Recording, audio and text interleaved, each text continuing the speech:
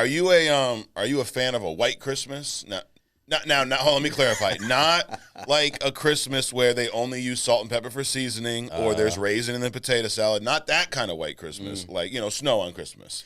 Oh, absolutely. Yeah. I like it mostly because people are afraid to drive in the snow. I don't have a problem with it, so they're out of my way. Right. I jump in the Jeep. I'm out. It's just nice to go around and hear the snow crunching under the tires. All serene. Yep. Go shopping. Don't have to worry about anybody in the aisle. So yeah, definitely white Christmas.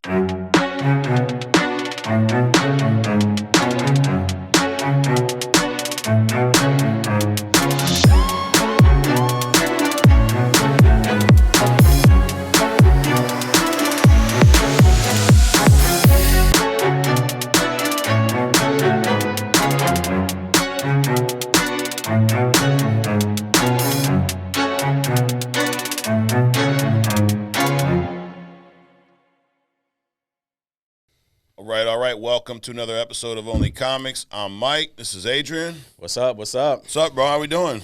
Doing good, man. It's warm December, but warm, outside of that, then it was good. Is winter ever gonna really show up this year or what? I don't know. I think that nor'easter is gonna show up before winter actually shows up. Yeah, dude. Now, are you a fan of a white Christmas? Now, hold on, let me clarify. Not like a Christmas where they only use salt and pepper for seasoning, or there's raisin in the potato salad. Not that kind of white Christmas, like snow on Christmas. Oh, absolutely. Yeah. I like it mostly because people are afraid to drive in the snow. I don't have a problem with it, so they're out of my way. Right. I jump in the Jeep. I'm out. It's just nice to go around and hear the snow crunching under the tires. All serene. Yep. Go shopping. Don't have to worry about anybody in the aisle. So yeah, definitely white Christmas. Yep, me too. I can't wait to drive my rear-wheel drive muscle car through the snow. My mechanic was like, this car probably shouldn't see the snow. I'm like, oh, it's gonna see a hell of a lot of snow, and it's already seen a bunch. But yeah, I'm with you, man. No one on the road and enjoy it. But I don't know, the odds of us having a white Christmas probably slim. I don't know. Maybe we'll see something late January, February, something like that. That's where it's been going now with the no global warming that we're having. Right, no doubt. But we are getting closer to Christmas though, so we have some Christmas stuff going on. I would say, Adrian, next week, since our episode drops on Christmas, will be our Christmas episode. Maybe we'll get some red and green in here, man. Or not. Should I wear a Santa hat? I am like Santa Claus to a lot of our TikTok fans, I think. Or maybe Scrooge. I don't know. Or just put on your Spiderman outfit. That'll cover all the colors, right? That'd be great. Anyways, and next week, you're going to debut your hidden gem, your Christmas hidden gem. Right. Yep. Next week, Christmas man, gem. I'm looking forward. You had a good one this week. I'm not going to spoil it yet, but this is one, because a lot of times, I rarely know who they are. Yep. This is one I'm like, I know this character. Probably not as well as you, but he was one of my favorites to watch growing up, so I can't wait to get in our hidden gem later. Yep. We got King of the Comic Movies round 3 this week. And we got a little special treat for the universe today, because I've said, and I guess, I've asked you this before, so I'm going to give you a little spoiler, okay? On Agree to Disagree today, I'm going to ask a question I've asked you before to see if your stance has changed. Okay. But we are doing a deep dive into Iron Man 3, a great Christmas movie. So, 'tis the season, as they say. But let's get going into our news, Adrian. We have we got some stuff going on this week. So Spider-Man 4, I guess it's not titled yet. I hope they move away from the home. We had Homecoming, Far From Home, No Way Home, Home Alone. Just no more home in the title. Right. Yeah. Right. But we got Spider-Man 4. There's a rumor that a big Marvel character is going to be joining Tom Holland, and that character is Wilson Fisk, Vincent D'Onofrio, maybe. Whatever. Possibly. Vincent D, my man Vinny D, who is great at, his portrayal of Wilson Fisk, I love. Yeah. And, we saw the Echo trailer, which we'll talk about in a minute. He's going to be in that. So the rumor is that they're pulling Wilson Fisk into the Spider-Man universe. He's going to be the main villain in this movie, which also we're going to see some of Daredevil and Spider-Man work together. I would love for this. How about you? Oh, absolutely. Yeah. Fisk is like a icon in the Spider-Man thing, comics, and they should be broadening out too. But it also gives you that, I could be Wilson Fisk more so than Green Goblin, right, or all the other villains that come along. Yeah. So it makes Spider-Man that much more attractive because people can just sit and be like, okay, we have this villain, but he's not overpowered. He's not superpowered. You don't have to get into all the special effects. So what does that do? That force you to make a good movie. Yes. Right? Yeah. So I think it's going to be cool, especially with Daredevil in it, if he appears. Yeah, it's a lot more. Now, and I think, I've shared this a lot. I think you probably fall in the same boat. Like, I'm a bigger fan of the grounded stories now. Right. Like, maybe because I'm getting older, maybe they call us old on TikTok too. These old guys, they said grown men talking about superheroes. Like, well, what do you want? Little kids to come here and talk about it? Right. You want me to bring my kids in and talk? Right. And if they do, they're not going to talk about the comic book characters. What are they going to talk about? Like Barbie dolls or something? Exactly, whatever. yeah. Not there's anything wrong with the Barbie stuff. No. But, it's not the same caliber. Absolutely. But yeah, man, I am a fan of the more grounded stories. Like, I love the Daredevil show, and I like even just the little tease of seeing Daredevil in No Way Home. I thought was cool. And we talked about Hawkeye a little bit here, which I got to watch this before Christmas. It's a Christmas show, but we see Wilson Fisk in there, and I'm it's probably why I'm such a big Batman fan. I'm a fan of the more grounded stories, and to your point. You can't hide behind superpowers and cosmic energy and all this stuff when you have a dude who's, his superpower is he'll just beat the shit out of you. Right. So I'm looking forward to this, if it's true. Yeah, definitely.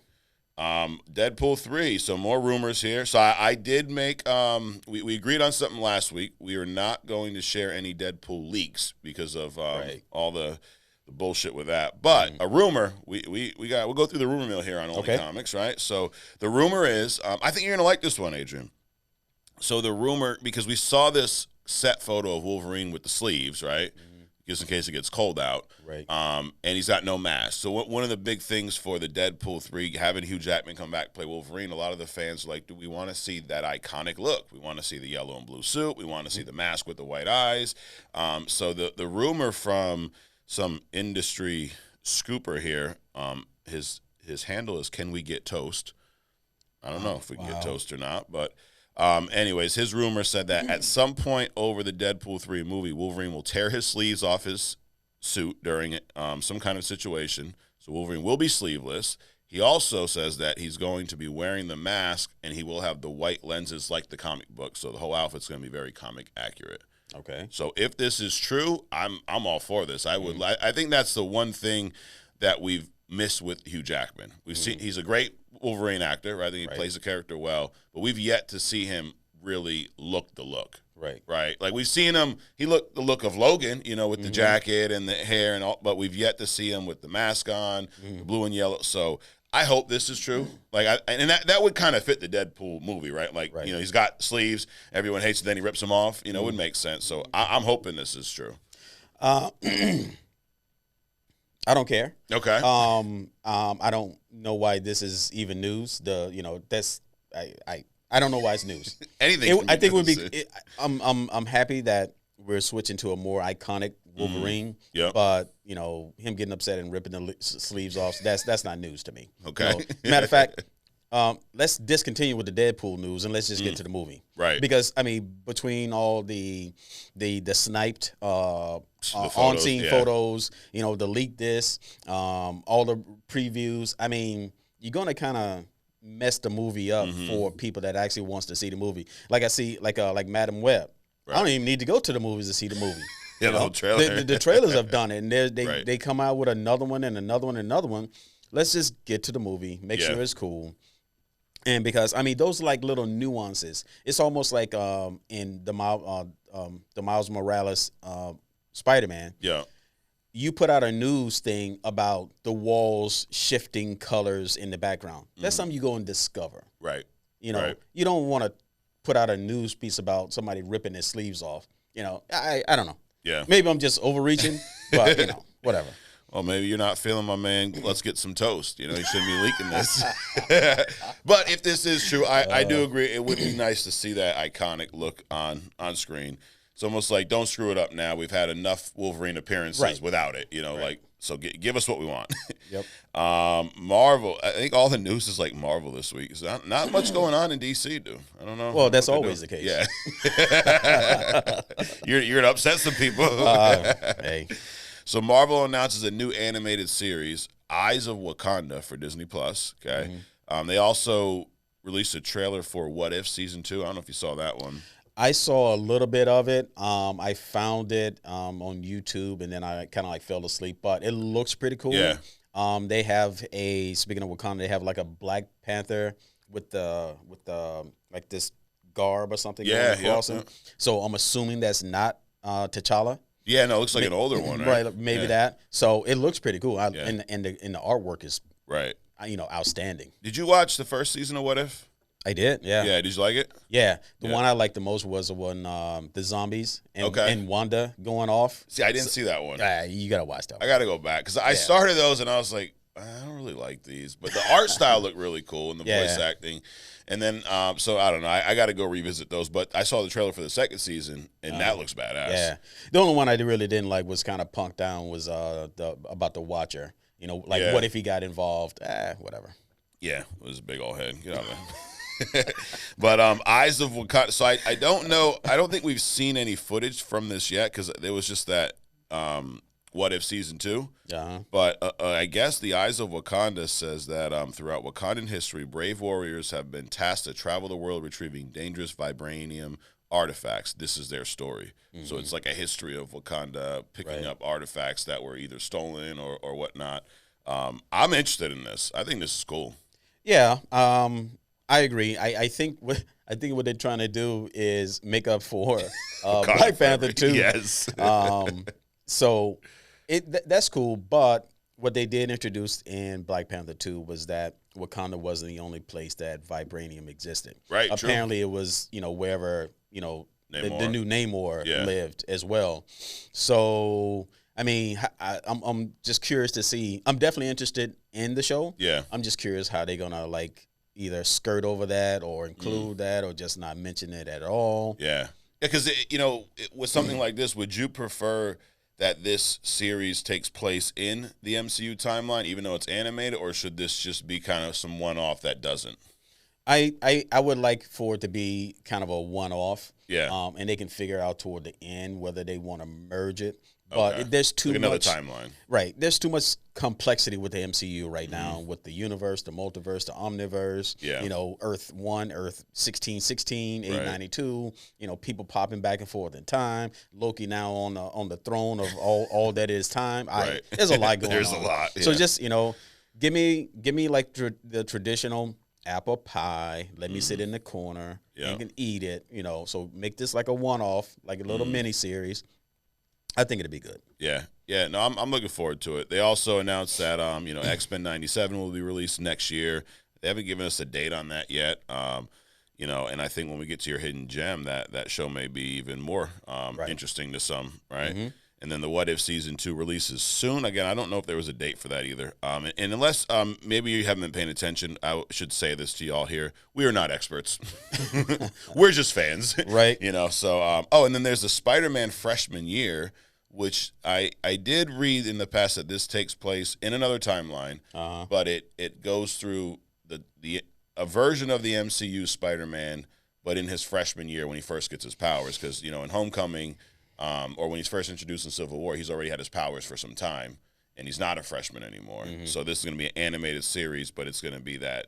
I don't know if Tom Holland is voicing him or it's just based off of that. So that comes next year too. So, I mean, if they do it kind of like Iron Man, the animated series, when he was a young Tony Stark, even though they kind of like, had him being Iron Man as a teenager, as opposed to when after some kind of injury, when he was older, things like that. I mean, that was pretty cool. Yeah. It was like a nice one-off. But, I mean, he's got too much content for him to keep, for them to keep replaying his history. You know what I'm saying? Have him do other stuff with other characters. I mean, whatever. Yeah, no, I mean, to your point, here we go with another origin, I guess, right? Or hopefully they skip the origin and just show, like, that year one after he got bit, maybe. Right. Hopefully. Well, if they do just like adventures, like they did with the Iron Man thing, it's not really an origin story. Right. But it's like teenage, adventures. That would be cool. But I don't want to just rehash the whole Uncle Ben. Yeah, we don't need to see Uncle Ben shot again. We're good. Echo. So we talked about Wilson Fisk a little bit. There's a new trailer. Yep. Pretty brutal. Looks good. Saw some blood in there. Right. I mean, I love the scene of Wilson Fisk's hand just dripping blood at the end. Like, and I think this makes me just more hyped for the show. I'm looking. I think when I first heard of this, my eyes literally rolled in the back of my head. Like, why the hell are we doing an Echo show? Right. But after seeing these and seeing that, this seems to. It looks like they're building this Deadpool or not Deadpool. They're bringing this Daredevil universe into the MCU, which they should. Right. And I think this is just another way to get you familiar with the kind of sideline characters before we get to the main Daredevil show. I told you we're not experts. I don't know what I'm talking about half the time. But hey, y'all are watching, so. Maybe you don't know what you're talking about either, or you just like hearing us. But I'm looking forward. But now I'm ready for the series. Like I don't want to hear no more freaking trailers. Just give me the show, which I think it comes out a couple weeks, January 9th, so right around the corner. Yeah, right after Christmas. That's cool. That's cool. I'm interested because one of my, I won't say favorite, but somebody that just kind of popped on my radar and stayed there, is Elektra. So I'm interested how and if they're gonna like kind of pull her into this whole Daredevil thing. Yeah, I think that'd be cool. She was in the Netflix shows. Elektra. Yes. Did you like that actress's portrayal? What was her name? I can't remember. The Capital One chick. Yeah. I mean, she was cool. You know, Ben Affleck, and I mean, back then, it was what it was.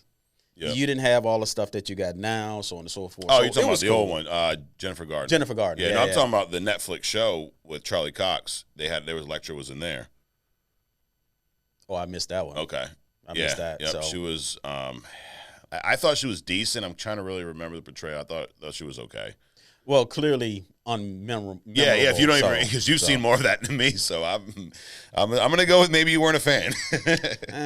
Yeah. Let's go but yeah, Echo. I'm looking forward to a couple weeks. And I like that it's TV mature. You know, right? Because you've said this before. A lot of these stories are not written for children. Right. A lot of comic book stories. People go, oh well, there's cartoons. You know, it's drawings. Yeah, I know, but the content is very adult. Dude. Right. I mean, you know, there's a. We go back to the whole Death in the Family one. Batman and Robin are chasing some dude who was had a kiddie porn ring. Like that's not stuff you want your kids reading, you know. Yep. So yeah, I think this is great. More adult content. So I was actually surprised with this. I mean, what I like is I like to be surprised when they come out with these characters and they do a good job of portraying the characters, not only the acting, but the cinematography, the storyline, things like that. And I'm thinking Echo is going to be one of those because before now I'm like, who is Echo? Yeah, never heard of him before. But it looks like you said, it looks pretty interesting. I haven't seen the second trailer yet, but getting into it. Oh yeah, it looks good. Yeah, so we'll see. You know, Marvel or the MCU, they have a kind of hit or miss history. Like a lot of their best successes, I think, have come from introducing characters that may be obscure, that no one has really heard of or weren't massive. I mean, everyone kind of heard of Iron Man, but Iron Man was not. He wasn't looked at in that light until they, did the Robert Downey Jr. movie, started this whole universe, and they've done that with a handful of characters. Right. So I think that, it's kind of like, I'm probably the biggest offender of it. When they do it well, I give them praise. And when they don't, I go, why are they trying to bring this character no one knows in? Right. So I think they'll do good with the Echo. Yeah. Do you think we have a buster this week, Adrian? I don't know. Nah, I don't think so. I don't think so. I think we're buster clear. You never know. And around next, maybe it's because of the holiday season. Right. We're feeling over generous. Yeah, that's what it is. We're feeling holly jolly over here. All right. Well, let's wrap up the news with our thumbs up, thumbs down. It's where we just go through the rumors and let you know if we give this a thumbs up or thumbs down. So, this wild Spider-Man 4 rumor, as they put it here, claims that the rumor is Wilson Fisk will show up in Spider-Man 4 as the main villain. Mm-hmm. I'm giving that a thumbs up. Thumbs up. Deadpool 3, rumor is Wolverine's going to tear off the sleeves, throw on the iconic mask with the white eyes. We're going to see this on screen. I'm giving this a thumbs up.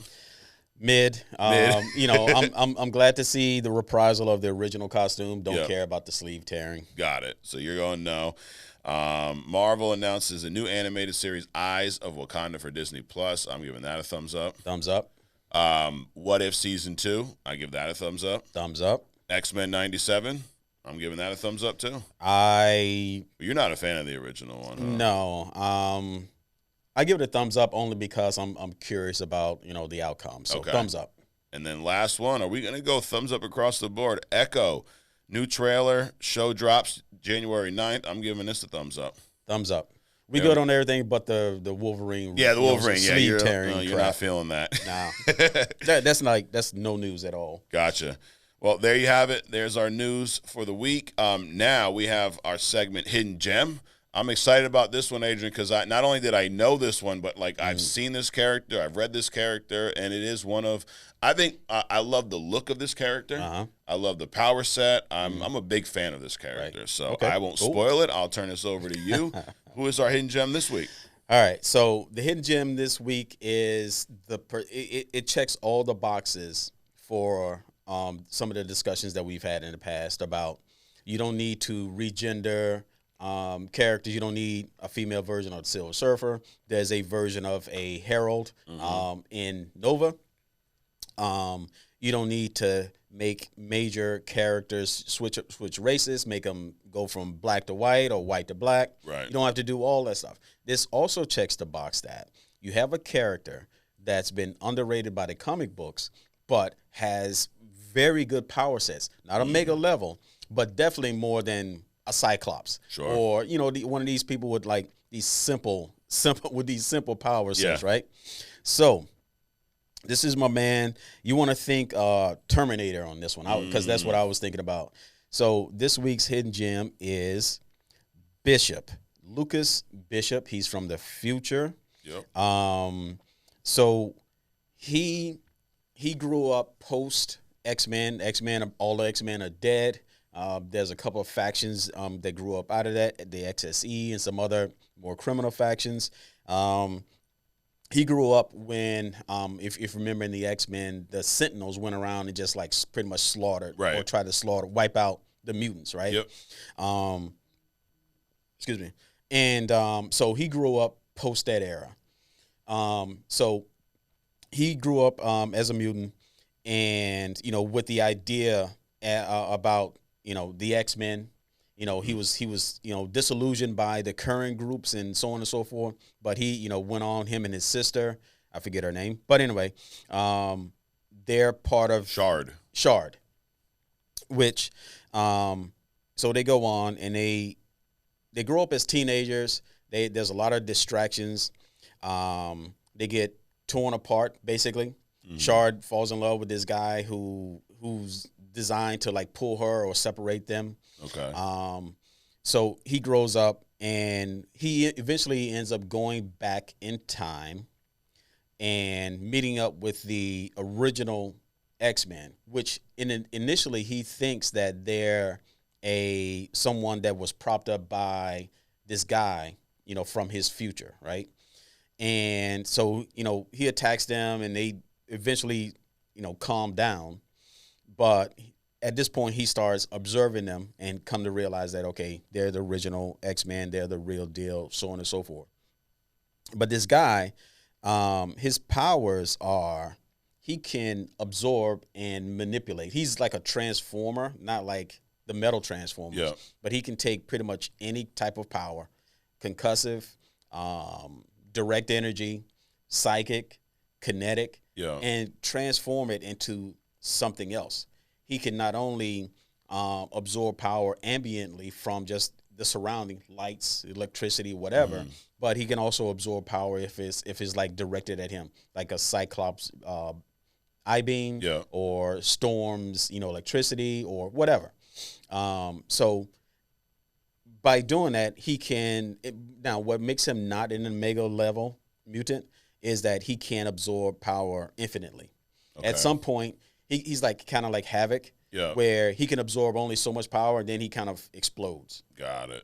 Or he has to get it out of his system, per se. Now, he's not invulnerable. I mean, he can be hit over the head with a pipe or something like that and get affected by it.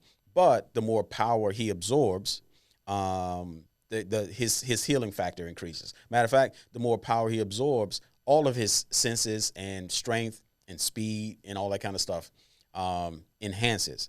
So I mean, his he has healing power too. Yep. His powers, they write his powers like his healing factor, like something that Wolverine would be envious of. Okay.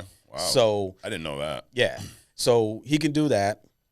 Like if he falls off a building, the force of him falling down, he can convert that energy into some other energy to slow down his speed, light, concussion, whatever, to prevent himself from going splat, on the sidewalk. Cyclops has directed energy directly at him so that he can rechannel that power to do other things with it. So has Storm, which he's shown up in, I think one of the X-Men movies. He was in that. So he's been around. He's been sprinkled around. I think he'd be an interesting character.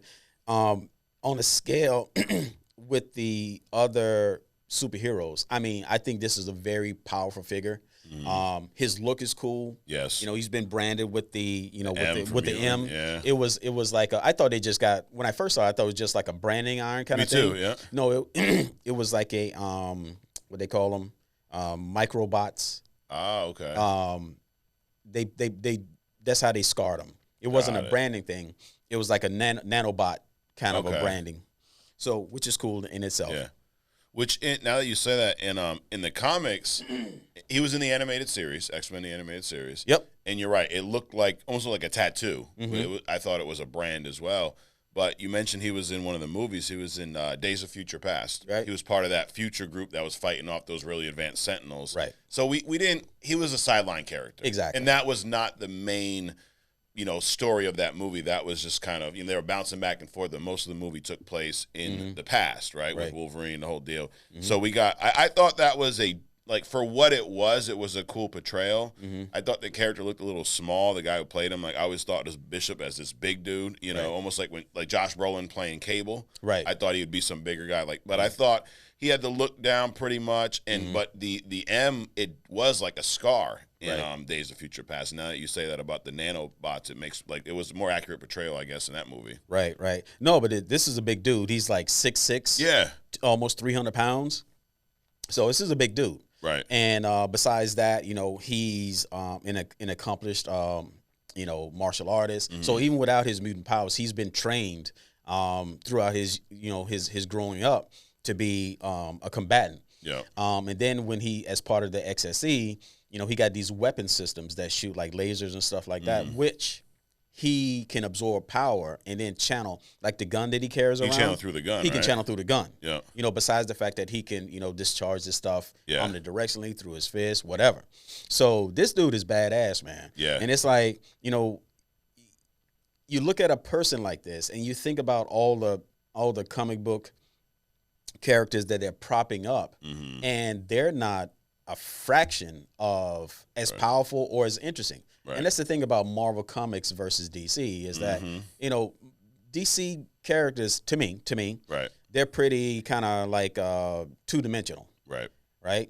Where you get characters like this, you can dig up more hidden gems in Marvel than there are, these over-the-top superheroes in DC. Right? And this is one of those guys. I mean, a great power set, interesting, Terminator, time jumping, can absorb all this power. And the cool part about it is, I mean, I knew he had the ability to absorb powers, but when you can take any energy source, and then convert it into something else, like you could take psychic energy and convert it into concussive energy. Yeah. And just blast it out of your gun. Or take, Cyclops, energy beams, right, and convert it into some other type of energy. Yeah. That's extremely powerful. Yeah. I mean, you can go up against pretty much anybody. Jean Grey, the Phoenix, Magneto. I mean, it's crazy. I'm sure he's limited by his ability to understand some of the energies, especially like the telepathic stuff, the psychic, the psionic, things like that. But the mere fact that he can do it makes him pretty high up there in my book. Yeah. What would you say his weaknesses are? Well, the main weakness is that he's vulnerable under most conditions. Like I said, he can be hit over the head with a pipe. Yeah. He's going to be injured. But the mere fact of something hitting him, that force, he can then convert that energy to help him with his healing. So it hurt him for a second, but he'd still be able to convert as long as it didn't potentially knock him out. Or exactly, something. Yeah. exactly, something like that. Yeah. It'd take a Wolverine to like stab him or some shit to really, or how would he do against knives or claws? I'm assuming he can get hurt unless he's built up enough energy. He's absorbed enough energy to like deflect those things or those things to not impact him. Yeah. I think I didn't see anything there about, because a lot of people that have high healing factors like Wolverine, they're also pretty much immortal. Yeah. I didn't really see anything about that. His other weakness that's directly related to his powers, I think, is that he can only absorb so much of it before he has to either discharge it, or you have this explosive event that can like probably wipe out a couple of city blocks. Got it. I was reading something because you talk about Bishop. It reminds me of some other characters like Rogue. She can absorb powers, right? But same thing. She has a limit, like that we've seen in instances where she gets overloaded and like she can't control it and would eventually kill her, right? I was reading there was some comic where I guess that was happening, and Bishop kind of helped her to absorb some of the powers so she didn't overload. Right. And they were saying like we don't know what his level, like who has a higher capacity, who knows? Right.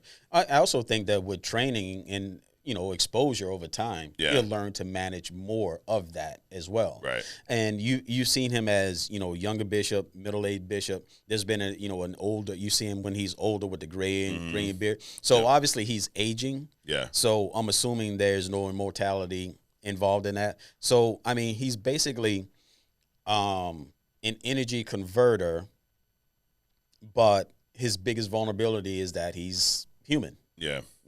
Outside of everything else. Got it. Well, he's a mutant, right? Yeah, he's a mutant. Which is why, I mean, he was branded from like very young. Really? Yeah. So I think his family escaped from like Australia. Yep. Came to New York and was kind of got in doing like a concentration camp or something. Yeah, right? yeah. I mean, they were going through some horrid stuff. I mean, they said something like, the German concentration camps. It was that level of stuff post the Sentinels, and they had to live through it. Yeah. And so he was branded. He and his sister was branded at a very early age, 2-3 years old, as mutants. Yeah. And then that's how they was treated throughout then. So. Yeah. And then at some point, and I remember this more from the animated series, he returns to, or he goes to the past. Uh-huh. And if I remember the animated series one right, I think he had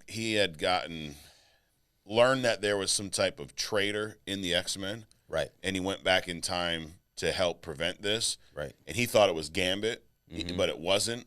And then there's a lot of, so he's worked with Gambit or had issues with Gambit in the comics at times. And I think he came back and he thought it was Gambit, and there was a lot of friction there. And he even fought the X-Men a little bit at first, but then he eventually became an X-Men. Well, because he thought that the X-Men weren't real, because he'd never seen them. He just, just rumored through his grandmother. Yeah. So when he went back, he didn't think that they were the real deal. So he was fighting them. And then he just kind of, Xavier brought him in as a X-Man to kind of monitor the spy per se, which I don't think Marvel ever revealed. Right. And also to make sure that try to guide the future from where he came from to prevent it from happening. So he was kind of like a watcher per se, but within the teams. Got it. Another reason why we say the X-Men would beat the Justice League. They have people like Bishop. Right. But no, I was always a big Bishop fan. I always liked the gun, and I love that idea of him absorbing it, and then he can either, put it back, blast you back, or shoot you with this gun. Right. But it's taking that same energy. Right. So it reminds me of I try to think about, is there anything we've seen on screen like this? But Black Panther's vibranium suit, the one that absorbs the energy and blasts it back. Like, I know it only blasts back a certain type of energy, but in towards the end of the movie, you see it like the purple energy. He gains, as he's getting hit, it turns more purple. Then he can kind of do like a concussion blast back, but that's just concussive, I believe. I'm not sure that's a feature of vibranium, because vibranium, unlike any other metal, it absorbs. So when you shoot a bullet at vibranium, it's not going to ricochet. Right. It'll just hit, crush, and just drop kind of a deal. Now, I think his sister built something into the suit. Yeah. That's beyond a feature. It was his upgraded suit. Right. Yeah. It was beyond the feature of vibranium. It was built into the suit to absorb and redirect. But it's not necessarily a function of vibranium. Right, itself. right. Yeah, you're right. It's not only but that one suit. But that reminds me a little bit of this, getting hit with the power, absorbing it. But obviously Bishop don't need a suit. That's just his mutant, or his mutation. Right. And he's not merely reflecting. He can reflect, but he can absorb, which means that he get hit, he can carry it for weeks, days, months, years. Yeah. And then he can transform it and then discharge it. So the vibranium T'Challa's suit was just, okay, I got hit with some force. I need to release it. Right. Kind of a deal. Yeah. Yeah.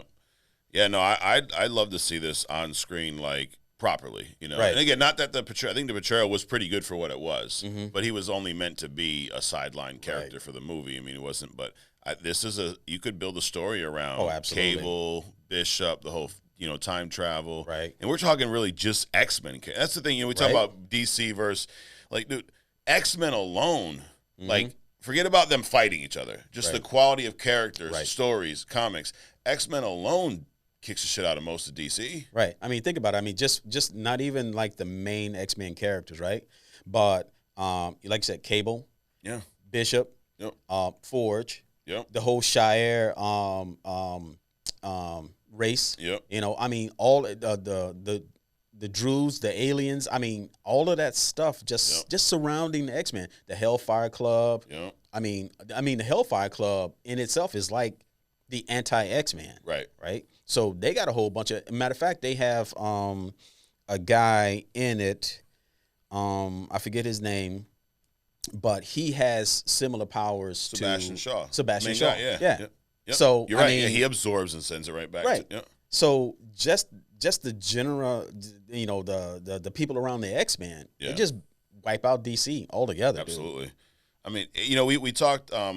I think it was a couple weeks back we were talking about, or maybe last week with our Spider-Man deep dive, we were talking about rogue galleries, right? And how you got Batman, Spider-Man, they pretty much have the best. Now, I know the X-Men's a group, not a character, but I would say X-Men's right up there, too. They have a really good list of villains. I mean, absolutely. Magneto to Sinister. Oh, yeah. Apocalypse. I mean, we're talking just the high-level ones, but, you can go on. And they have depth to them. Like, Magneto's one of my favorite characters, period. Right. I know he can flip back and forth. And, I mean, I'd almost argue that I think sometimes the X-Men were better with him as the leader than Xavier at times. Right. Well, because Xavier has that save the world, we are the world kind of thing going on. And Magneto is just like, whatever we need to get done. Right. But he's also, Xavier tries to save everybody. Magneto is only interested in saving mutants. Right. I mean, I think Magneto and Dr. Doom are very similar. In how they think. The powers are obviously different. And Dr. Doom isn't a mutant. Well, he could be at some point. Right. But I mean, just the way they think about things are very, very similar. But yeah, and do the X-Men have like run-of-the-mill adversaries, villains? Not really. I mean, everybody's like over the top. Yeah. Magneto, like they really don't. Just like, hey. Yep. I mean, Stryker, he's a human, but I mean, I wouldn't even call him run of the mill though. Right. Yeah, no, I think you're right. So another classic hidden gem here, Adrian. So we'll kind of recap. We got my man Lucas Bishop, right? Lucas Bishop. He's a mutant. X-Men guy. Yep. What's his main power or his unique power? The ability to absorb, store, transform, and redirect any form of energy. There you have it. From the future. About 80. Time hopping, future. Yep. Yeah. Definitely. And I think the way you put it was he's like a Terminator-esque character. Right, because he came back in time to review and correct something that was going to be affecting them in the future. Yeah. And then kind of one of the, I think, consistencies with the hidden gems are characters that we've not really seen in their full – we haven't seen their full potential on screen. Right. Right. Like you've had Doctor Doom, who's he's not a hidden gem. Everyone knows who he is, but we've not seen him portrayed properly in live action. Yeah, that's kind of the theme of these. So we're trying to help y'all out. So Marvel, if you're listening, we know you're watching. Right. Let Tom Cruise, you go back. You let them know that we at Only Comics and the rest of the universe want to see Lucas Bishop, in some live action film. But not Tom Cruise as Bishop, though. just for clarity. Yep. No, we don't want to re-race them or regender, and we don't need Rihanna playing Bishop either. So we keep him as a dude, if that's cool. So there you have it, hidden gem. Next up, Adrian, we have agree to disagree. Let's do it. This is where I rapid fire 10 of my opinions at you, and you just simply let us know if you agree or disagree. Now, full disclosure here, a lot of times we agree. I mean, the whole reason we started doing this podcast is we have, you and I'll say we, not the people watching because they don't, but you and I have very similar comic views, right? Mm-hmm. Some people call them hot takes, Hot takes. I just call them my opinion. So I'm going to throw some shit at you, Adrian. Let's do it. And sometimes, I mean, here on Only Comics, we discuss comics and Only Comics, but sometimes some other stuff. So there may be some of that, seeping in, especially for the Christmas season, if you will. Right. All right. Are you ready? I am ready. Number 1, Aquaman 2 will flop worse than the Marvels. Not possible. All right. Disagree. Phoenix would destroy Superman. Agree. Damn, there you have it, guys. Iron Man 3 was better than the Eternals. Agree. Robert Downey Jr. should not return in any way, shape, or form to the MCU. Agree. Not as an AI, not as someone's dog, not as a future, past, recent. No way. Keep him out. Not that we don't love Robert Downey Jr. Right. doing a portrayal, Absolutely. but that his death scene was so iconic. Mm-hmm. You can't come back any kind of way. Anything would destroy it. You have him come back as an AI, and just the voice. It would just like right now we were watching Iron Man 3, right? And you hear Jarvis, which is Vision's voice. Right. Hearing it now back, you're like all you think is Vision. Right. So if you were to have an AI talk it would be too distracting. Yeah. So nope, don't bring him back at all. Eggnog is not good. Disagree. The Black Panther animated series will be better than Wakanda Forever. Agree. Marvel would defeat DC in a battle. I agree. Comics are made for adults. Agree. And in the spirit of the Christmas snow season, clean your fucking car before you go out on the road. Okay, agree. Well, you get people that have like 10 inches of snow on the top of their car, right? And they're driving and it's blowing back on everyone on the damn highway. Oh, you're talking about that. I'm thinking about the hoarders that I'm sorry. The ones where they just have a little space around the steering wheel, and everything else is full. You can't see, all that kind of. That's what I was thinking about. No, I'm talking snow, man. You get covered definitely snow. do that. Definitely do that. You get these guys, they clean off their windshield and they're driving, and all the snow is just blowing on everyone behind them. Right. What's have to do with comics? Nothing at all. But if you do that, I hope Bishop would show up, absorb the snow, and blast the shit right back at you. There you go. Tie it back to comics. So, well, there you have it. Agreed. So you disagreed on, what was it? So you think that Aquaman 2 will do better than the Marvels? And we're talking box office. Yes. We're not talking, All right. And then what was the other one you disagreed? Eggnog. You like eggnog? I do like eggnog. Wow. Yeah. Man, there's always one or two out there. Especially that Spanish eggnog. Oh, I can get down with that. Coquito. See, I like Coquito. But to me, that's not eggnog. It's its own thing. Same genre. Okay, all right. Then maybe you know what? My hypocrisy knows no bounds. So it's like throwing in people need to clean their car off in an Only Comics kind of a show. It's kind of related, but not really. Yeah. Yep. Yeah, a little bit maybe. All right, but this is related. The King of the Comics movie tournament. Okay. So we have this is round 3, and let's go through it. We'll just hop right into this. We have the Avengers, the first Avengers, up against Son of Batman. Going Avengers. And that was at the time like we kind of forget because we've seen so many mashups now. I mean, every time you look, there's 8 superheroes in a movie. Like it's normal, but that was a risk at the time because we've not seen that. All we saw was solo movies. They took, I think, a big chance with that movie. Yeah, it was a big production and a big chance. Yeah. And it came out well. It did. Yeah, I mean, it's not perfect. I think the beginning starts a little slow with the whole Nick Fury and the damn scepter, and then like you don't really know what's going on, and then.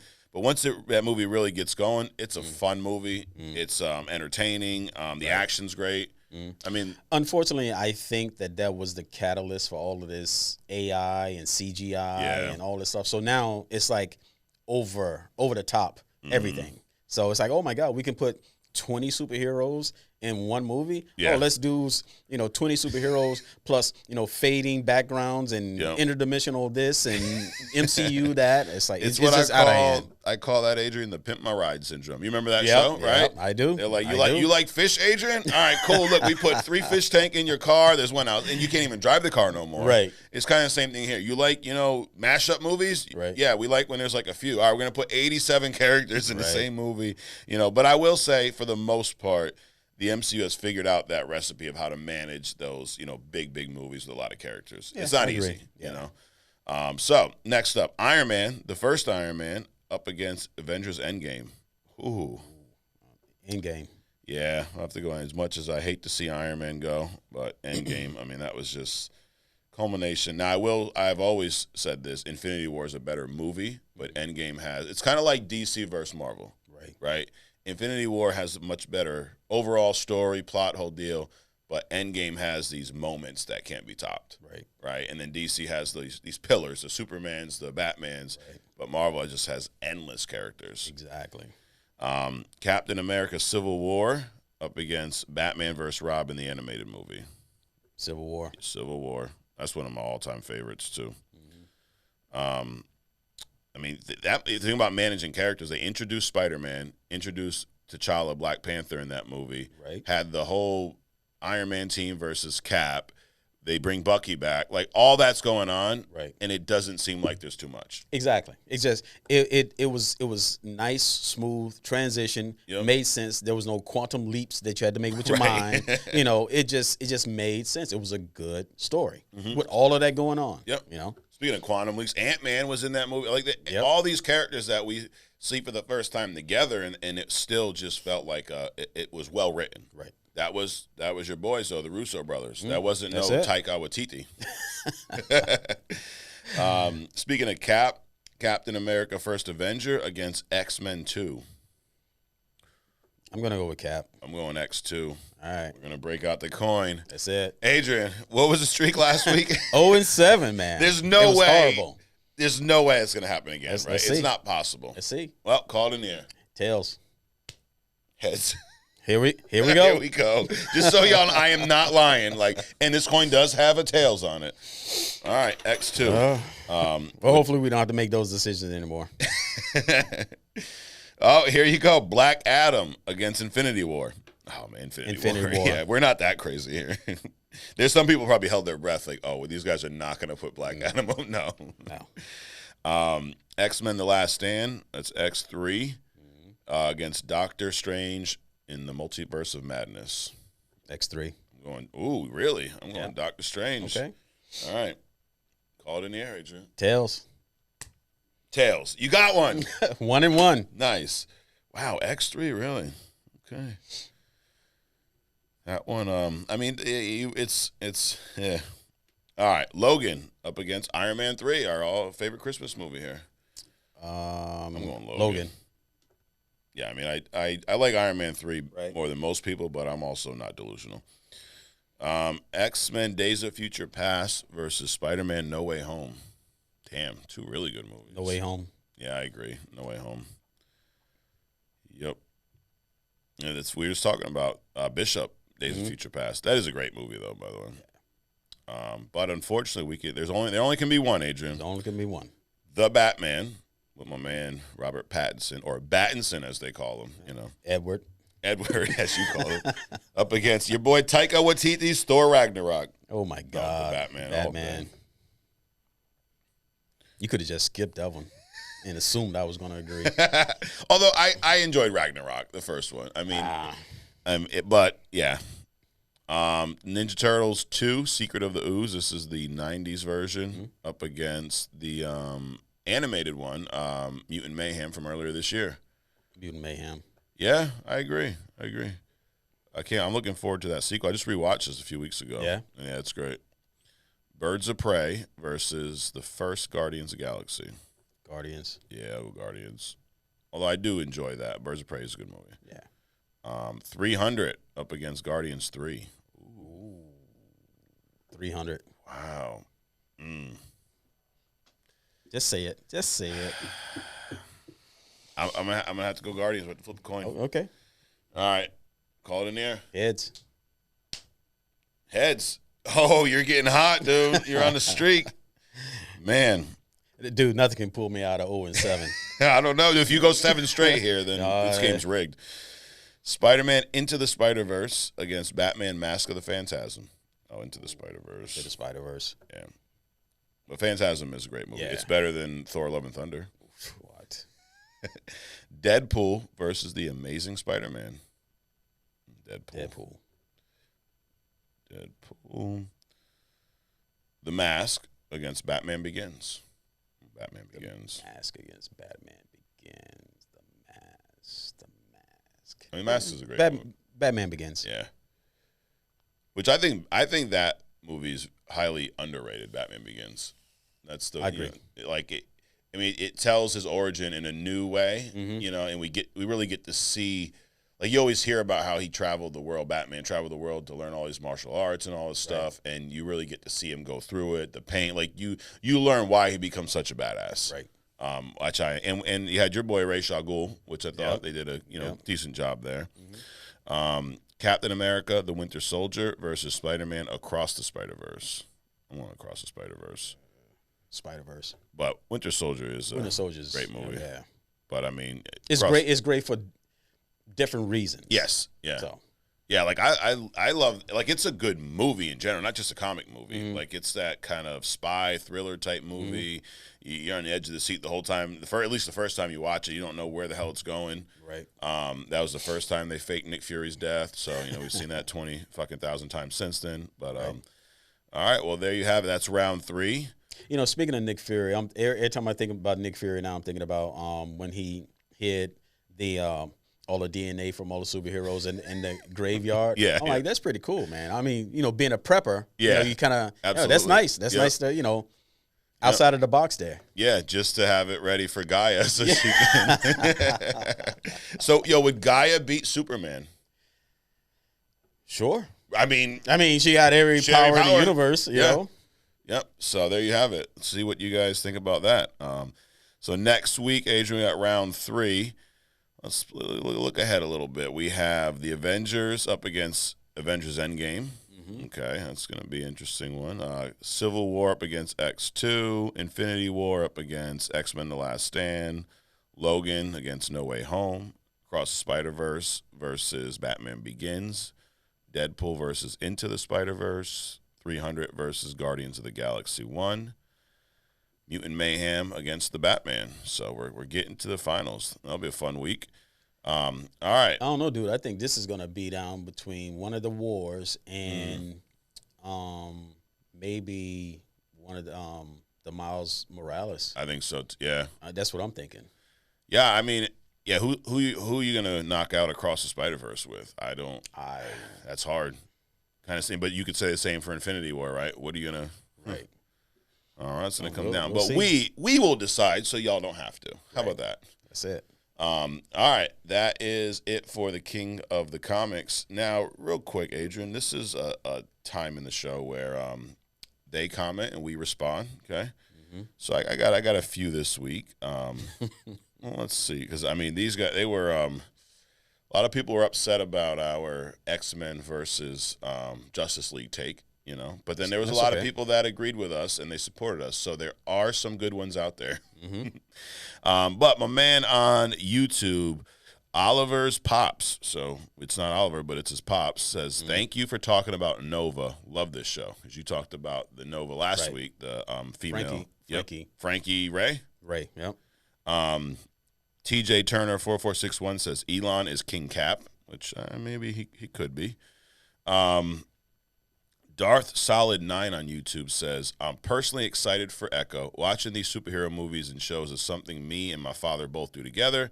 My father is 100% deaf, so we love seeing these. He goes on and talks about the Daredevil series, how amazing that is, the representation, and he likes the tone of the Echo series. So, this is awesome.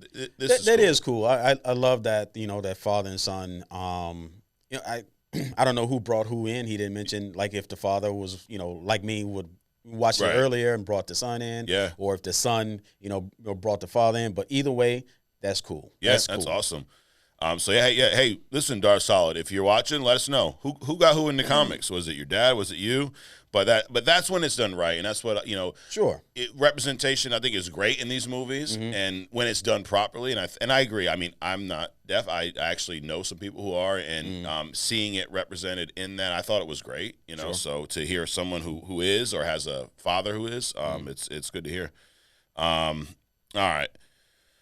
What else? We got a lot of people were upset, man, talking about how Flash would destroy everyone. And anyways, on TikTok, Ultimate Fight Fan says positive content is what we need. Keep it up. We plan to. We plan to. West Texas Teardrop says really been enjoying the content on YouTube. Keep it up, fellas. Again, we ain't going anywhere. This is one Element 7 on TikTok. This says one thing is clear after reading the comments: in order for Justice League to win, they all have to be murderous killers to win. LOL. Right. Which you're right. Now, this is also part of the point, though, because X-Men will kill. Yep. Right? Marvel heroes have no problem killing. Yep. Absolutely. DCs are the ones with the more. So just based off that, because, a lot of the feedback was, well, Superman's just going to come in and laser everyone's head off. When has he ever done that? Oh, yeah. Your two biggest stalwarts are your two more powerful and more popular characters, Batman and Superman. They both have an aversion to killing. Exactly. So, that kind of eliminates. So any kind of pause, and they're done. Yep. Element 7 also said that Superman doesn't lobotomize people, which you're right, because a lot of people were saying Superman will just cut all their heads off. No, he's not going to do that. Nope. And then my man Mac Alatua says, so every Marvel movie is better than Taika's 2 movies he's directed. A bunch of, laughing faces. I mean, when you really think about it, pretty much, right? I mean, what Marvel, the Marvels was better than both of them. Mm-hmm. So, yeah, I'm going to go with yeah. All right, well, and that's just for fun. So, and here's the other thing, like, all jokes aside, we just do this for fun. Right. Like, y'all get all upset and heated, like, do something else with your life. Like there's some comment, grown men talking about stuff. Yeah, dude, we are. Right. And this is a small piece of our lives, and it's a lot of fun, and we'll continue to do it each week. Exactly. And if you get upset, hey, but to all the supporters out there, we welcome y'all. Thank y'all. Hit the subscribe, hit the like button. But we are going to move into a staple here on Only Comics is our deep dives, Adrian. Okay, let's do it. This is not your typical deep dives because there's no order, there's no rhyme or reason. We just start something and start talking about there it, you right? go. So that's it. This one, let me give you guys some context behind this. Iron Man 3. Okay, obviously, it's not a new movie, but I believe this is a Christmas movie. Okay, where do you stand on that today, Adrian?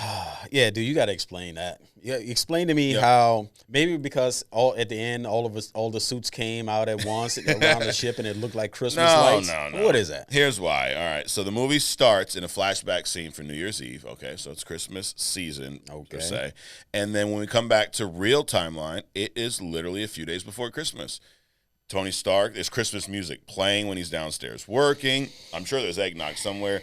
He gets Pepper Potts, the big old, I think it's a bunny or something. It's like a 10-foot bunny for Christmas. There's Christmas lights and most. So to me, if Christmas is in the movie, it's a Christmas movie. All right, okay, you convinced me. All right, sold, got it. So that being said, now when this movie originally came out, just going through this again, it was an interesting time in the MCU because we were just talking about the Avengers movie, right? This was the first movie after the Avengers movie. Okay. So there's a lot riding on this movie. And this is the first time in the MCU we saw a movie that took place after an event that kind of impacted the universe, right? Like they had this big fight in New York City. Tony goes up into the wormhole, pretty much in space, drops back out. And he's dealing with some PTSD from this, which is new for comic book movies, right? Because you see these movies and you think about like Spiderman. He's a teenager. He's witnessing people being killed in front of him because of him, and like we never see any issues. He's just fine, like he's all good. But this is one of the first times, and I think this is. I mean, you're a bigger Iron Man fan than me, but I think this is very true to the Iron Man character. Like, we've seen a lot of stories in the comics where he's dealt with mental health, where he's dealt with addiction, where he's dealt with issues. So to see it on screen, I like them bringing that aspect into this and not just glossing over the fact that my man was just in space and, almost died. Right. But, I mean, you also see a lot more of that in the developing shows, Punisher, Daredevil, Batman, when they getting beat, right. And they're popping perks because they, the next morning they wake up, all these scars, they, medical attention.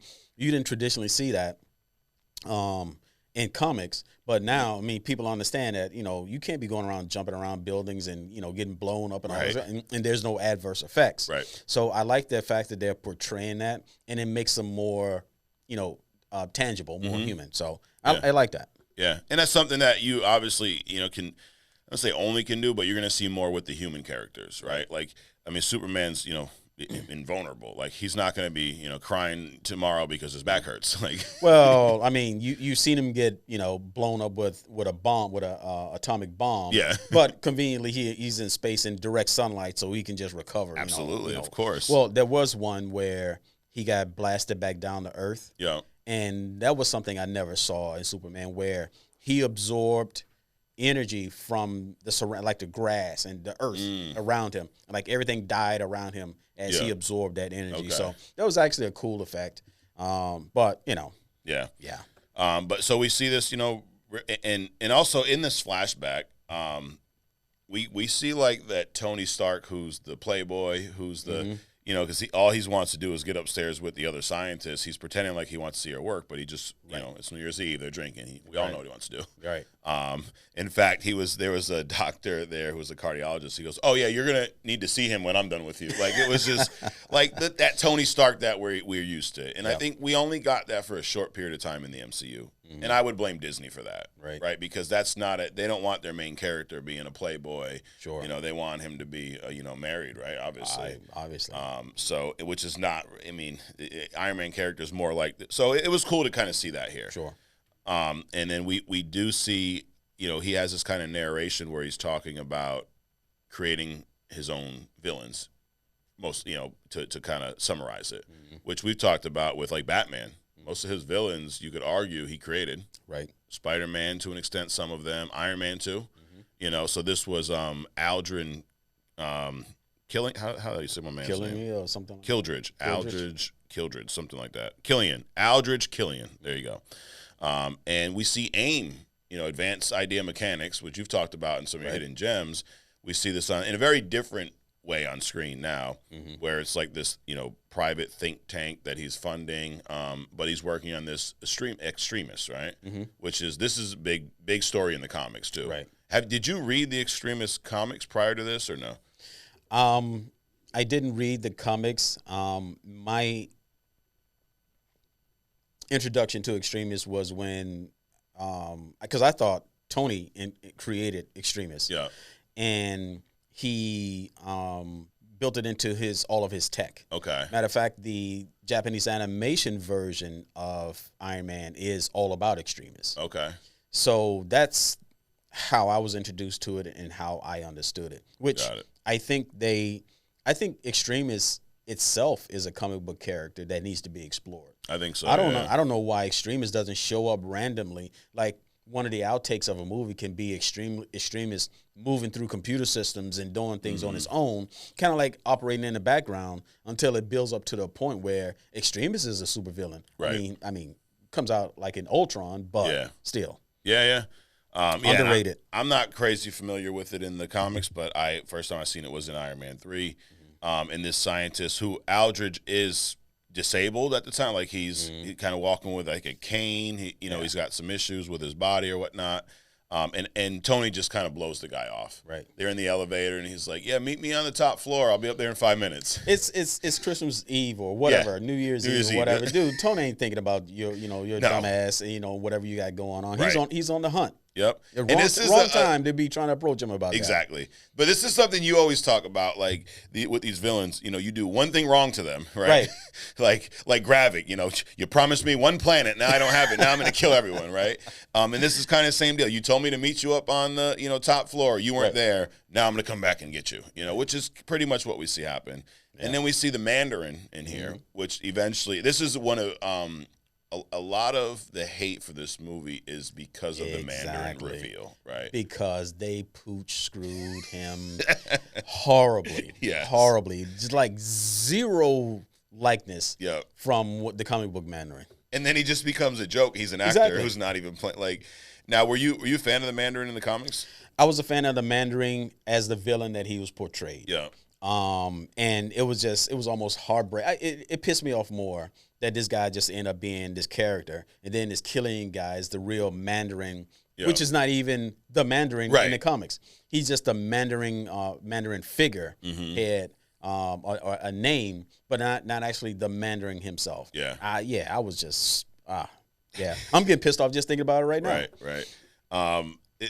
One of the things this movie shows early on, though, is how great of like supporting characters that Tony has around him, and it makes me kind of wish that we had more Iron Man films. Like, now I don't want them to bring him back because it would undo the Endgame scene, but it's Thor has like 4 or 5 movies, right? Like we couldn't give a couple more to Tony. I know he was in a lot of the other movies, but you talk like Happy Hogan. John Farver plays. I think he's great in this. Right. He's that overprotecting security guard who ain't really up with the tech. Like, there's a part where Aldridge shows up for a meeting with Pepper Potts years later. He's now doesn't have any walking issues anymore, so he's developed the Extremis and used it to heal himself. Right. And he's like, kind of, I guess, good looking now. He's cleaned up. Back in the day, he wasn't. They knew each other, so there's kind of this moment, and Happy Hogan is kind of spying on them. He's talking to Tony on like the tablet, and he's like, "Look at them," but the camera's on him, and then Tony, like, it's funny to see. Right. And he's freaking out over the badge. Everyone has to have a badge. Exactly. Where's your badge? Where's your badge? Pepper's like, she's like, I love the part where she's talking about the HR complaints. Like, HR complaints have been up like 300%. He's like, "You're welcome." He's like, "No, that's not a good thing." So some good humor. Like, this is classic MCU where you got some good humor that hits. Right. It's not too much, but there's a good story building. And the Mandarin's making all these terrorist like videos, but there's these events to back it up. So you have every reason to believe that this guy's some crazy terrorist, and they're blowing all kinds of shit up. There's a scene in a restaurant where Tony meets with Rhodey, and it would seeing this, it's cool now watching some of these movies. After seeing everything else that's happened, right? Because we saw Rhodey, as much as Secret Invasion was a shit show, the one highlight of that, I think, was Rhodey's story. And, seeing them together there reminded me that we still don't know if Rhodey knows that Tony's dead or not. Right. We have no idea. Right. But seeing their dynamic, like, it was cool to see that. But they're in the restaurant, and this kid walks up to Tony and Rhodey, and he wants to get his drawing signed. And the drawing is of Tony going up the wormhole. And then the kid, who Tony says looks like the kid from the Christmas Story. He's like, "Hey, I loved you in the Christmas Story." But he asked him something about Culkin? No, not Home Alone. The "Now You'll Shoot Your Eye Out," the little Christmas Story with the little kid with the glasses. Yeah, the glasses. Okay. Yep. Anyway, he mentions the wormhole, and Tony freaks the fuck out. Like, he starts having a panic attack. He runs outside in the suit. And he thinks he's having a heart attack, but then Jarvis is like, "You just had a really bad panic attack, sir." Right. And it just further drives that point of, dude's messed up from whatever happened. Right. And then press kind of catches up to Tony, good old paparazzi, and they're asking about the Mandarin, and then Tony straight up loses his mind and gives his address out. Right. And, like, basically says, "You're dead, I'm going to come kill you." Like, makes a threat on live TV. Next thing you know, he's at home. This chick from the past, I forget her name, Maya Hansen, shows up to his house years later. And, there's a little scene here with Pepper. She's leaving because Tony has insomnia. And he's up at night. All he's doing is working on suits. Right. She's like, "Is this Mark like 14? He's like, "Yeah, something like that." He's up to like Mark 40-something. He's got the one where he's injecting the shit in his arm and the suit's coming to, like, he's just like a mad scientist, won't sleep. Yep. And then, long story short, next thing you know, his house is being attacked. That was a pretty cool scene. It was. Like, that big-ass house in Malibu just being destroyed. Yeah. Pepper wears the suit for the first time. Yep. That was all right. And then they get kind of separated. Once he realizes that she's safe, he calls the suit back. And then he, I guess prior to this, he was looking up the locations of where these attacks were happening. And one of them was, like, down in, like, was it Tennessee or some shit like that? Yeah. And the AI Jarvis basically pilots him to Tennessee. Suit breaks down, and then he shows up. And this is where, like, I was joking about the whole being a Christmas movie, but the story with Tony and the kid, like this feels like a Christmas movie. Yeah, you know. Oh, you convincing me. And he gave him a gift at the end too. You know, the whole pepper or not pepper. What was the potato gun? Right. So, but those aspects to it. But I really enjoyed that. It was different for the Marvel movie. Yeah. Like Tony was a straight up dick to that kid. He was just so Tony, you know. Right. And we saw a lot of James Rhodes in this, Rhodey, and this is where we saw the damn Iron Patriot. What's your thought on when they changed from War Machine to Iron Patriot? I don't like Don Cheadle playing Rhodey. Yeah. So everything about War Machine, all that stuff is just smeared. So I don't like any of it. Got it. It's almost like, you know, making this Falcon Captain America combination in my mind. Okay. You know, it's like it's just weird. Yeah. And then, you know, we saw there were some really cool scenes in this movie, some action scenes, like the one where Air Force One gets attacked, right? And then Tony sends the suit up to save all the people falling out the plane. Like that was cool. That was cool. You know, and this is one of those movies where, you know, sometimes they overdo this, where you take the hero and he either loses his power or loses his suit. And we saw a lot of that here. Like the suit wasn't fully charged, but I liked it because it allowed for a more grounded story, because he couldn't charge the suit all the way. Because if he could, he would just roll up in that compound, kill everyone, get the man. Like it would have been over like this. Right. So they had to find a way, plot wise, to put Tony at this crazy disadvantage. Right. Which I actually really enjoyed. It was cool. Yeah. It was cool. I wonder if anybody's ever tried that with the static stuff. Yeah. Sticking everybody together. You know, when the suit grabbing everybody out the sky. I wonder if some dumbass tried to do something like that. Like in that movie Wanted, where they shooting the bullet around people. I'm sure someone's tried that. Yeah. Fucking killed their cousin by mistake. Yeah. But yeah, because they're all in. That's the idea, right? Where we got this little static charge, and if everyone grabs everyone's hands, you won't let go or something. I mean, it worked in the movie. Saved everyone. So should work outside. Right? Yeah, and this is where we saw him use. He was kind of using the suit as almost like a drone, because he wasn't even in the suit. Right. And there's that cool scene where after he saves everyone, the suit flies like back over the highway, and I think a semi hits him and smashes it into pieces. But Tony's not in the suit. You know. So yeah, I thought. You know, I like this movie. I think that the Mandarin reveal wasn't a big deal to me because I was not a big comic Iron Man fan.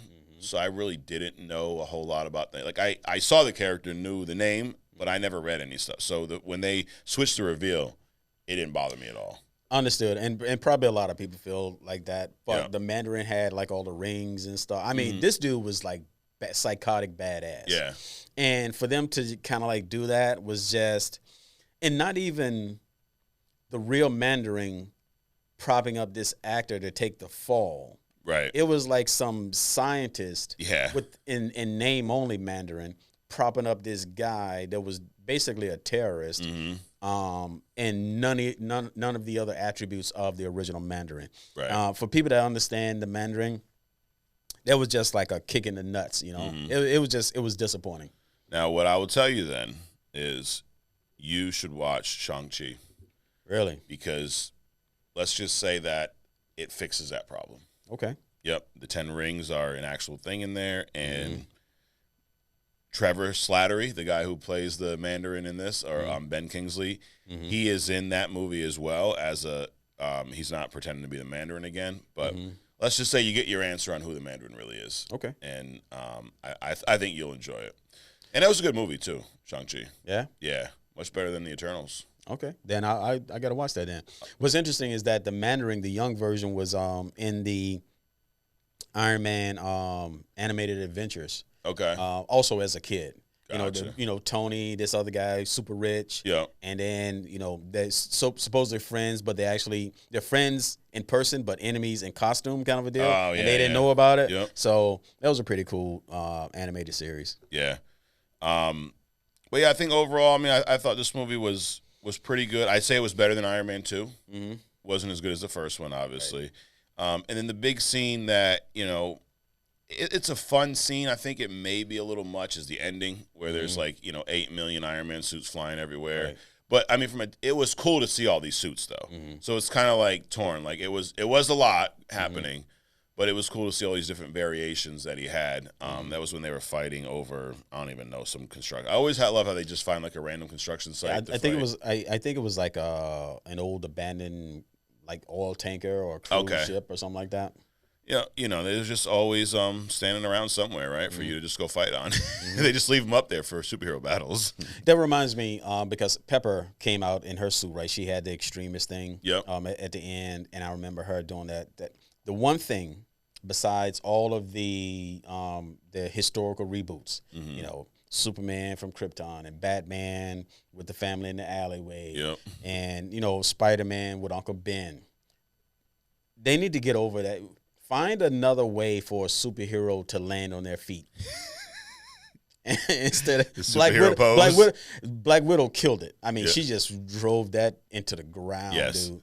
But just just have them show up normal. Just walk through a door normal. Right. Fall on their ass or something. Yep.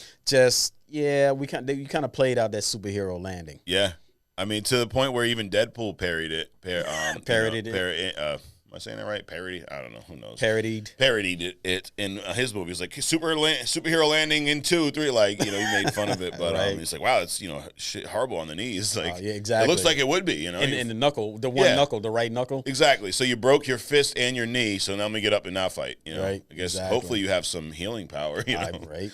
But I forgot to mention that where Pepper gets the Extremis. Algernon gives it to her because he's trying to force Tony to help him with the fine tuning. Because it works to a degree, but then it starts killing the host. Yep. So he injected Pepper to force Tony to help him with it. Which again, I mean, it's crazy. Yeah. I mean, you talked about my mama, so now I'm gonna kill everybody in the multiverse. Yeah. Wow. I mean, this guy's just mad because he stood him up on New Year's Eve, like he was just gonna go meet you on the roof and talk to you about your freaking think tank. But yeah, and then and that kind of culminates in that end battle where we see of course Pepper gets saved, the whole deal. And I think she wears a suit in the end too, right? I think one of the Iron Man, or at least pieces of it. And it's cool. I mean, there's a lot of cool little scenes where they're switching suits. Tony jumps off into one of the suits. But at the end of the day, of course, the heroes prevail. I think they killed my man Killian, right? Aldridge. I think he was overloaded. But I mean, I think the way the Extremis virus looked, I think that was really cool CGI. I think that was, and that's always interesting to see. It's one thing to draw the power, right? In a picture in a comic, but to bring it to life on screen, sometimes I would imagine is very challenging. Yeah. But I thought they did a great job with Extremis in this, the way it looked. So this movie, if you were to score it, Adrian, what would you give it? Before I score it and before I forget about it, so with Killian being all upset that Tony, skipped out on, for 5 minutes. Think about Elon Musk was in Iron Man 2, right? Yeah. Tony, I got an idea about an electric airplane. Yeah. So what if Elon would have got pissed off about that, right? He would have whole SpaceX at Tony's, buildings and his house and stuff. Maybe that's going to be Iron Man 4. Right? Elon Musk revenge. Maybe Elon will be Iron Man. Maybe. My score, I would give this a because I'm tired of the superhero landing. Yeah. I think the suits were a bit much. I did like the storyline. The kid thing was the best out of it. I think the best scenes out of everything. Maybe Tom Cruise stole his, when he in the new Maverick, he was up in the plane. He pushed the plane past Mach 10. Plane blew up. He landed in some weird place, and they thought he was a space alien. I think Tom took that from the Iron Man. Probably, definitely. Iron Man thing. Iron Man, so Tony ended up in this whole different space with the kid. I thought that was pretty cool. I give this 8.5. Wow, that's high for you. Besides it being a Christmas movie. Yeah. Apparently. Oh, that's why you get extra points for that. No. No points for the Christmas movie. It was just a good, well-rounded movie. Matter of fact, I'm going to put that next to my watching The Fat Man. Put it between, it's going to be The Fat Man, Iron Man 3, and Miracle on 34th Street. There you go. And then Batman Returns. That's next week, by the way. That's my favorite Christmas movie. You asked why is that a Christmas movie? The chick dies on a Christmas tree, bro. You can't get more Christmas than that, you know. But I would give this. I would say a solid 7. Okay. Yep, I'd say a solid 7, which may be high for some people. I mean, a lot of, you know, this movie also, though, did great at the box office. This was a time where Marvel was just, I mean, the budget was $200 million. The box office was $1.2 billion. Right. That's only, it's been only like 14 or 16 movies ever that's gone over $1 billion in the box office. Yeah. And this was one of them. So, I mean, it hit all kinds of accolades. Yeah. This was back in 2013, so 10 years ago this movie came out. Now, here's the part that kind of annoyed me is this is a Christmas movie. You know when it was released? May 3rd. Why wouldn't they release this around Christmas? Because ever since Independence Day, summers are the biggest box office times. Yeah. But then don't make it a freaking Christmas movie. But anyway, but yeah, I give this a 7. You're saying 8.5. For me, I think that I agree with you. I think that the part with the kid was probably the highlight of this movie. Right. And I almost wish that maybe the ending involved that more than, like, I think the suit stuff was a little over the top, as much as it was cool to see it. Right. I love seeing the tech, though, like you with you know, when he's working in the shop and he's got all the holograms everywhere. Like, that's just cool shit to see. Yeah. And I'm always a fan of, you know, I shouldn't say that. I don't want him to come back. But seeing Robert Downey Jr. play Iron Man was a highlight of the MCU for so long. Absolutely. Absolutely. I agree. The story, I think the villain in the past, it had just enough humor.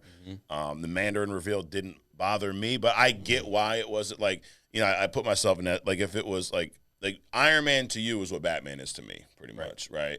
Like if they did that with the Joker. Right. You know, they pretended, and the next thing you know, no, I'm not the Joker. I'm just Tom Cruise, you know, like, oh, great. I'm just an actor pretending to be. Like, oh, wonderful. So I could see why a lot of people were pissed at that. But all in all, man, it's a fun movie, and I do try to watch this every Christmas. Like, yeah. Cool. It's just, and next week we're going to do our Batman Returns, dude. All right. When's the last time you've seen that movie? It's been a while. Yeah. It's been a while. Matter of fact, I'm still trying to. I mean, I've gotten through the Batman. Yep. Once after 3 or 4 tries. Yeah. Well, it's only 3 hours long. Only 3 hours long. So I am going and pulling up some old stuff, some old Iron Man. Yeah.